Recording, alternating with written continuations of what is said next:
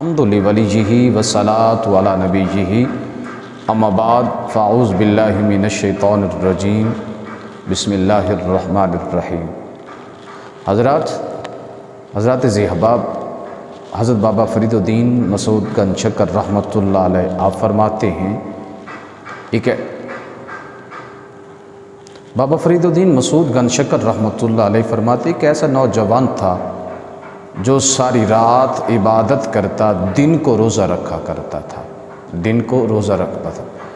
بابا صاحب فرماتے ہیں جب وہ دنیا سے چلا جانے لگا، اس کی بوڑھی ماں تھی، ماں کو بلایا، اماں میری 3 باتیں ہیں، میری 3 وصیتوں پر عمل کر لینا۔ انہوں نے کہا بوڑھی ماں ہوں تو مجھ سے کون سی وصیت کرنے لگا ہے؟ کہنے لگا اماں جان، جب میں دنیا سے چلا جاؤں تو نے یہ کرنا ہے، میرے گلے کے اندر رسی ڈال کر گھر کے صحن کے اندر گھسیٹنا اور اللہ کی بارگاہ میں یہ کہنا کہ تیرے نافرمان بندوں کی یہی سزا ہے، تیرے سے نافرمان بندے کی یہی سزا ہے۔ اما دوسری وصیت یہ ہے مغرب رات کے وقت میرے جنازے کو نکالنا، کہیں کسی کے منہ سے یہ آواز نہ نکلے، کسی کے منہ سے یہ بات نہ نکلے، دیکھو اس گنہگار نافرمان کا جنازہ جا رہا ہے۔ اما تیسری بات یہ ہے جب میں دنیا سے چلا جاؤں، لوگ مجھے دفنا کر واپس آ جائیں، اما تو ایسا کرنا میری قبر پر آ جانا، جب تیرے قدم میری قبر پر لگے گے، کیا پتہ اللہ تیرے قدموں کی برکت سے میری بخشش فرما دے۔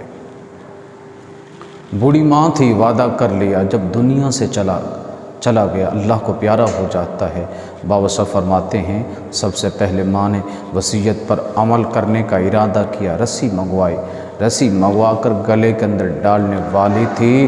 بابا صاحب فرماتے ہیں پورے گھر کی در و دیوار سے آواز آئی، یہ اللہ کا دوست ہے، اللہ کی بارگاہ میں پہنچ گیا ہے، اس کو تو نے کچھ